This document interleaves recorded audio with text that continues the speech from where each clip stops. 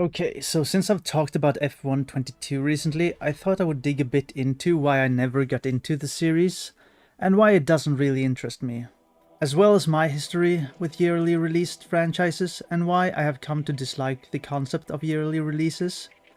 And this is just for self-reflection and sharing my thoughts on the subject. If you are someone who enjoys the F1, FIFA, Madden franchises, or any other that has yearly releases, I'm not here to say that you are wrong. If you enjoy them, that's absolutely fine. I simply want to talk about why I don't. So let's start with my history. Back in the day I was really into FIFA. I think the earliest release I still have is FIFA 08, and that's when I started buying them yearly. And they were great fun, had interesting modes like Manager Mode and Be a Pro, but where the game really showed its excellence was whenever I had friends visiting and we could play against each other, because that was awesome. So I kept buying the games until 2014, not every single year mind you, but close to, and then I just stopped, and haven't felt the need to buy any of them after. I also played a lot of Football Manager in my time, but mostly sporadically. Only from 2013 did I start to buy them yearly, but it didn't last long, as I believe 2015 was the last one I purchased. I also bought into a few of the WRC titles, but never picked up every release, so I won't be talking about those titles, but I'm sure that at least some of the points I'll be talking about will be relevant to the WRC titles as well. So let's talk about why I stopped playing yearly releases, and why I don't like them. Now, there probably won't be anything new here. My gripes with yearly releases are pretty much the same as everyone else who doesn't like them. But yeah, first off, content, or the lack of it. In the FIFA series, there was rarely any new content while I played them. One of the things that did appear was Ultimate Team, which was another interesting mode once it was implemented. But instead of adding it on top of everything else, they started to remove content like Manager Mode. And that annoyed me a bit, not because I necessarily played Manager Mode a whole bunch, but I will never support removing content that worked fine. And the same goes for Football Manager. The few additions they made to the game seemed insignificant and sometimes meaningless.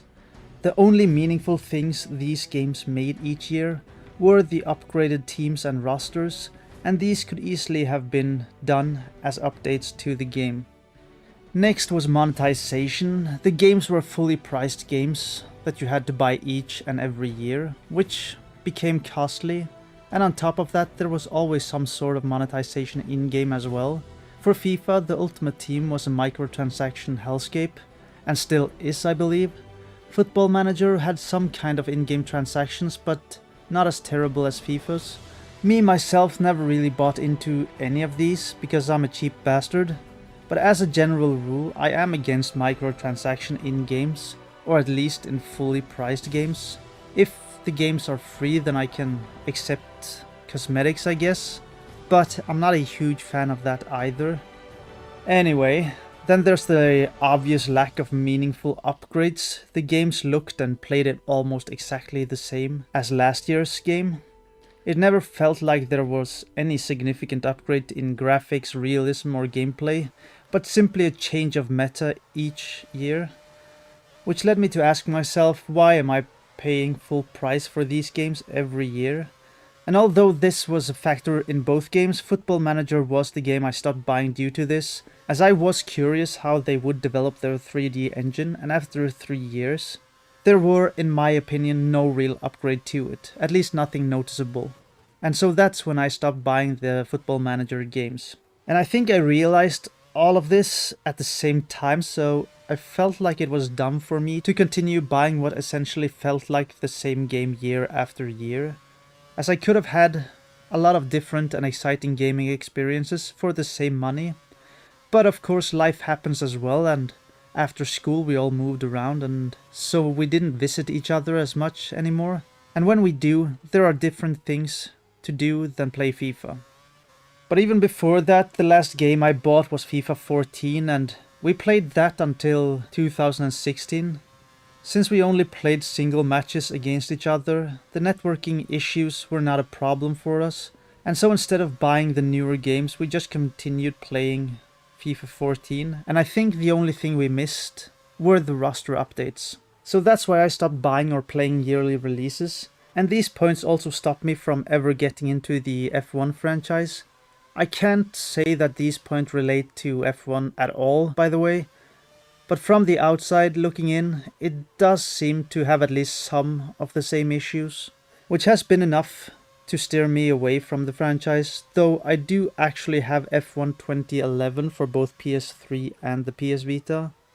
Not sure why I have them for both platforms. Maybe they were cross-buy. No idea. But even though I had fun playing those games, or at least the PS3 version, the game was not impressive enough to keep me interested to buy the next year's iteration, and so I never really got into them.